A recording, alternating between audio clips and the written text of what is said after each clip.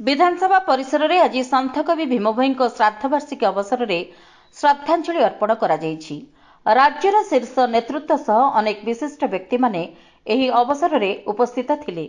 भुवनेश्वर विधानसभा परिसर में संत कवि भीम भोई श्राद्धवार्षिकी अवसर में तांको प्रतिमूर्ति रे पुष्प प्रदान करी गभीर श्रद्धांजलि जणाइछन्ति मुख्यमंत्री मोहन चरण माझी। आज होची संत कवि भीम भोईंकर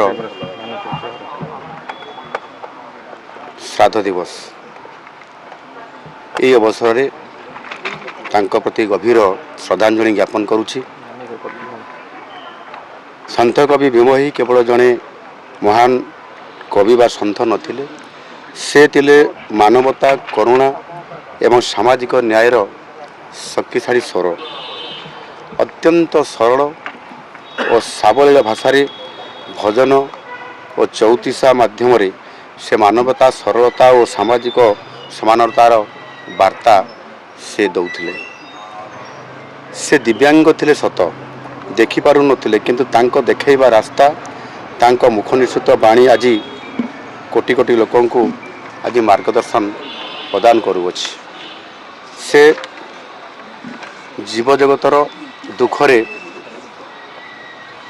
अत्यंत दुखी होई से कहिथिले, प्राणी को आरत दुख अप्रमुत देखु देखु केबा सहु, मजीवन पछे नरके पड़ी थाउ, जगत उद्धार हो।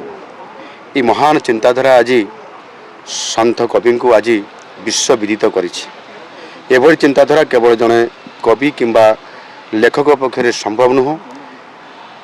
यह केवल जड़े संत ही करि परिबे।